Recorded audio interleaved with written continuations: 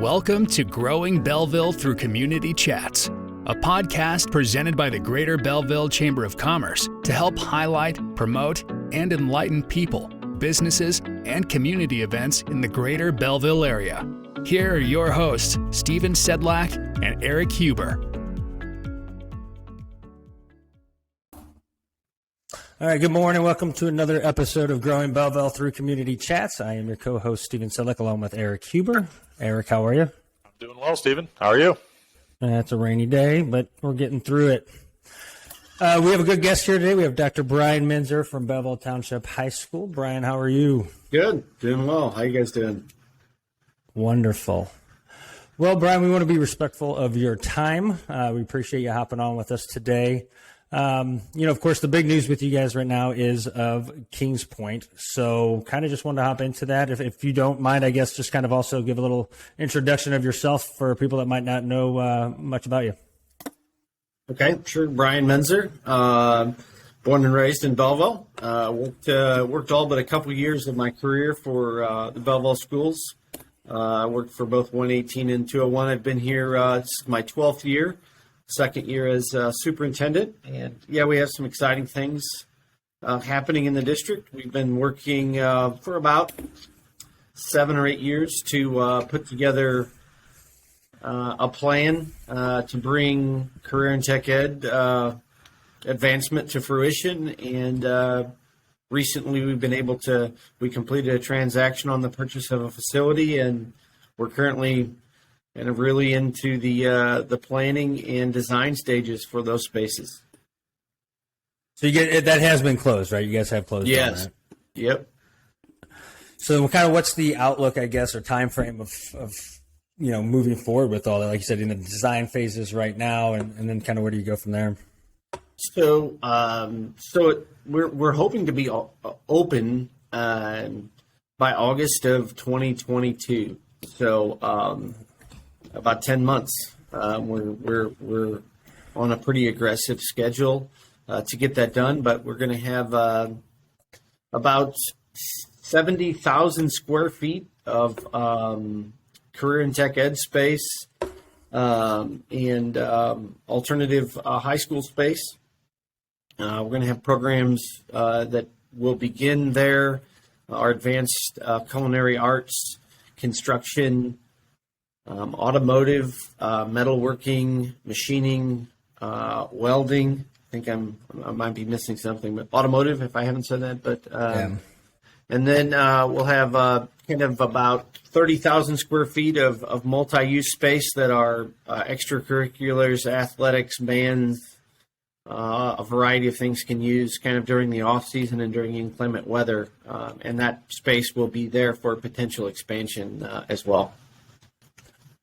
So you guys are moving kind of your trade your trades, I guess, if you will, to that location or mainly out of that, right? So it will be for our advanced programming. So we've undergone pretty significant change in terms of our delivery model. So it will be designed for juniors and seniors. Our vision right now and the way that we have our design working in terms of curriculum is they'll go to their regular high school, east or west, for about half of the day, junior year, and the other half they will come there. And then senior year, we envision them going there and then having some kind of work experience, internship, apprenticeship experience the other half of the day as seniors. So we will maintain all of our current programming for our underclass students in the building as well. Now, you guys, and when I say you guys, it was when Dr. Dozier was there, you guys really put a strong focus kind of back on the trades, I guess, which I think is incredible. I think you guys did a good job with that. How has that kind of taken off? Have you guys kind of seen more kids get interested in more of the trades? I think if we're really being honest, it really was triggered by our community. Whether that is our business community or our industry in our community, basically saying, hey, we need you guys to do a better job. And that's really the trigger that kind of caused us to rethink things. We should be a large provider of workforce for our community. And then the other thing that has come about is the need in our community is really driving where we're headed. We're at the point right now where we have more students interested and involved than we have instructional time, instructional space, and instructors. So it's been, a rather slow process in terms of the growth. We're hoping to grow. That's our goal. And then, we're going to approach this from several opportunity points for kids. So we're going to concentrate on providing the kids with credentials they can use immediately if they choose to. We're going to provide them with a strong basis to continue their education, perhaps at a trade school. And then there will be tracks that will also afford students, a traditional kind of college path in terms of moving forward once they leave us. Well, I think the timing right now, just with the job market and in those type of industries is, it's horrible. I've talked to clients, I've talked to, people that own businesses. It's just so hard right now to get anything, even with the unemployment rates. It is what it is, but it's almost like it's a perfect timing as well that you guys are doing this and that you're having the interest in it, I think. Yeah, I think, our local industry is strong and growing in many ways. We have some large industry that's coming to our community that we need to be prepared for. We've got large industry that's moved to our communities in the Metro East, and we need to try and help provide them with a workforce. So we're currently working on our apprenticeship and internship model for businesses, which kind of affords them a test drive with kids. It really does two things. It provides a test drive for kids and a test drive for our business and industry partners as well. And those have gone extremely well. We currently have, I believe, about 16 partners that we're working with on internships and apprenticeships, and we're looking to grow those. We're growing them daily as we identify kids and kids understand the enormous opportunities that are out there. There are whether it's a technologically based field or a manual based field, the opportunities that are out there for kids to make kids and adults to make livings that they can support their family, a household, career wise. There are things that I've learned a ton through this process in terms of what those opportunities are. We just need to open those doors for kids. I had a friend in high school. Sorry, real quick. I had a friend in high school that, he worked on a farm. He grew up on a farm. And when he was, when we were all done with high school, going off to college, he went and worked a backhoe for a construction company, making great money. And I think a lot of kids might not view it that way, but it's starting to kind of come back to it. So again, I think you guys are doing a heck of a job with what you got going on. Yeah, Brian, that's what I was going to touch on, Stephen, was, I think the trade conversation, those jobs, I think were kind of lost a little bit there. There was that gap. And I think right now the education for kids, there's some great jobs out there that make great money that kids just don't understand or don't know about. They're not getting taught it. I think this school you guys are opening up is awesome. One thing I was going to ask, do you see it ever in the future, not only, junior, senior level, but maybe people that got out of college and wants to get back into the trade? Do you see it kind of at any point getting to an adult level as well? Yes. I think our plan, and one of our partners is St. Clair County and their workforce development group. I think at some point we would also entertain the idea of providing some adult education opportunities during off hours on campus as well. But I think there is a push with that group to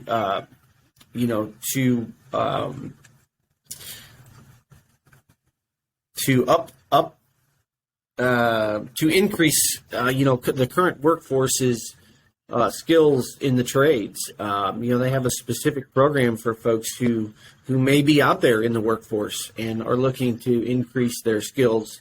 They have support systems in place to support those folks as well. That is already there with the St. Clair County Workforce Development folks. They've been excellent partners of ours.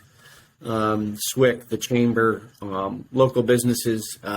We understand we have some accountability to them, and they know the efforts that we're making. So, those folks have all been really good partners.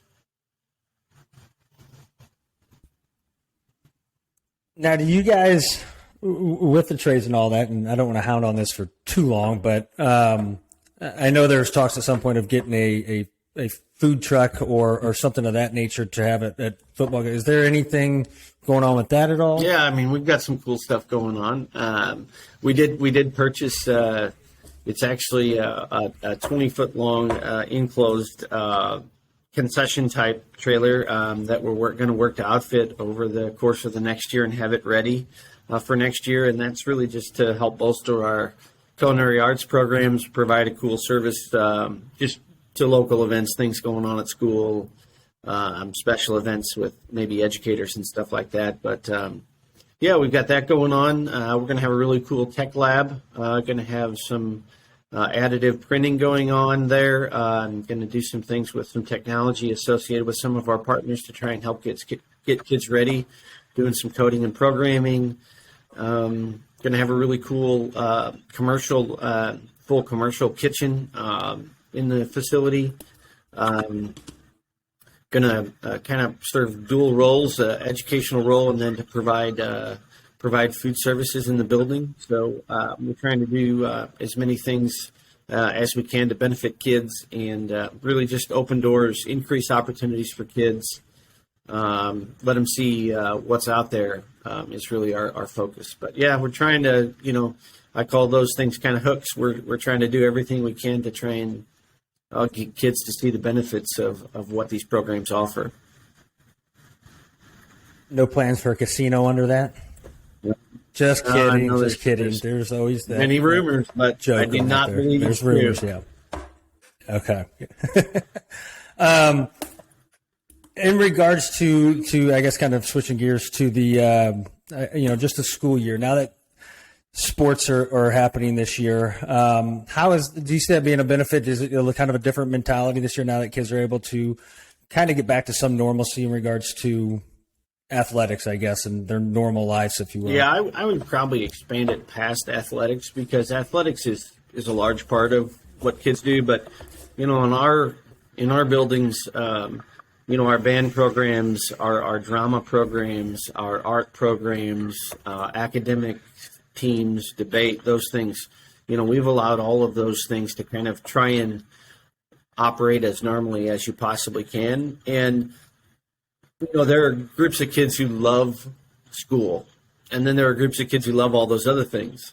And not providing those things for a period of time, caused a significant void for a lot of kids. And our folks have been great. Our educators have stuck with us. Our professional staff has just done an amazing job. Everybody understands, many of those tertiary challenges that we have, things like, food service supply chain issues that our folks are doing a great job with. And, there's a nationwide transportation and bus driver shortage that we've been able to weather those storms. And so a lot of good things going on. Obviously still an extremely challenging environment for everyone involved. But trying to provide as many of those enriching and extracurricular activities as we possibly can. It's pretty cool. We had theatrical production at Belleville West and East in the last month. They filled the orchestra pit full of water and used it as a pool.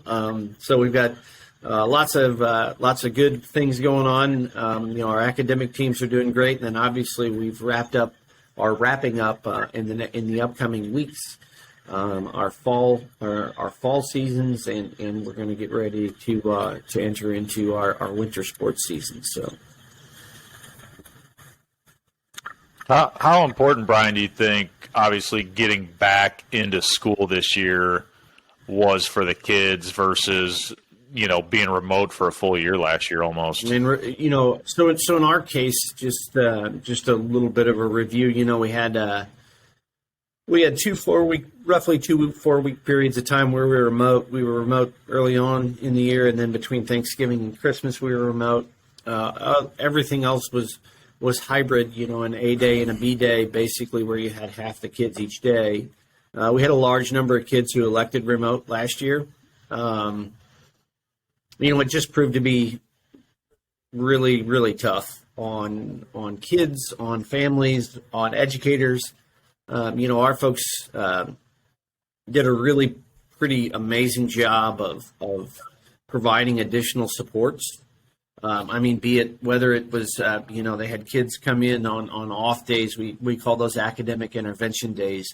We had lunch hour learning labs. We opened up the buildings 4 evenings a week, I believe, and we're currently doing that as well, where kids can just come in and do work and have an adult there and get help and support. It was an extremely challenging environment. It continues to be challenging. We focused our summer school on credit recovery, and those things are all things we need to be doing to try and get kids back on track. And then obviously the other piece of it that we've concentrated on is what has it done to kids in terms of their social emotional state of being, and how can we better support them in that way. We increased the number of social workers in the buildings. We kind of revamped the way that we provide social emotional services for kids. It is a new environment in terms of that, but it's gone better than expected, I would say. I think besides the restaurant industry, I think the education, segment got thrown the biggest curveball out of anybody with everything. And I commend you guys with how you did. But I do want to go back. I think what you said was important. I think, it wasn't just the kids that had, a hard time. It was also the teachers. And I think that's something that a lot of people might forget, is that, how hard it was for them and how they had to transition as well, too. Man, I go back 2 years. When the pandemic originally, we had that original kind of move. We kind of heard some rumblings on a Thursday and a Friday. Our staff, our leadership of our teachers group came in on Saturday. We formulated a plan and we were ready to go on Monday. They worked all weekend. They should be commended. They hung in there with us. They had a lot of pressure externally, internally, and our teachers and everybody involved, really. Our custodial and maintenance staff, their jobs changed completely in the blink of an eye. But our professional staff really did. And they hung in there and they supported us and we supported them, and we continue to do that. And that's evident in the way that we've been able to operate. So I'm extremely proud of those folks. Yeah, I think there was a lot of parents out there that had a new appreciation for teachers after that first 2 weeks of COVID, when you only had to take care of your one kid or your 2-3 kids at home. I think they had a newfound glory on what teachers go through on a day-to-day basis. And I know I was one. I was too. At that time I had a 6th grader and an 8th grader and a freshman in college, and things changed quickly. I'm human. My family's human like every other family, and one of my kids did better than the other online, and the other one, it took more attention and more focus. And I can imagine. I'm fortunate. I'm an educator, and my wife as a former teacher, and so we were able to weather that storm. But there's a lot of folks that weren't afforded that same opportunity, and that's one of the things our district took into account and our teachers took into account when we designed, the systems of support that we put in place. Was we're a lot of these there's a lot of very intricate, very complex coursework in the later years of high school, and that's very difficult to deliver in the fashion that we had to. So definitely a newfound appreciation. Well, yeah, like I said, I know I was one of them. I know my wife was one of them for sure too, and we couldn't get them back to school fast enough. And my one, she was only going to go to school for 3. She's in pre-K, and she was only going to go for 3 days. That was the plan, but we quickly changed that and made it 5 days. She had her fill. Yep. So, all right. Well, Brian, we're kind of wrapping up here. We know you're a busy guy. Don't want to take up too much of your time. We appreciate you coming on. I guess real quick, over the last year, is there anything that, has stuck out to you the most that you guys think has made you better or improved the school district overall? There are some really positive takeaways, I think. In terms of the way that the staff has stepped up to support kids, in terms of their flexibility and allowing kids, last year when they were having difficulty to make up work or recover credit from a course that they were not able to complete or unsuccessful with, or really just the kind of the human side of things. As difficult as the situation may be, I think the biggest takeaway is that kind of care and compassion that we all feel, and I hope that doesn't wane. I don't. It's something that is something that I hope sticks with us. I agree. I think you've done very well. Again, we want to be respectful of your time, so we'll kind of wrap it up here. But we appreciate you hopping on, and everybody have a great day. Thank you. Yeah, thanks, Brian. See you guys. Thanks for listening to another episode of the Growing Belleville Through Community Chats podcast. Please remember to follow and subscribe to this podcast and share with your friends and community leaders. For additional information from this podcast, please reach out to the Greater Belleville Chamber of Commerce.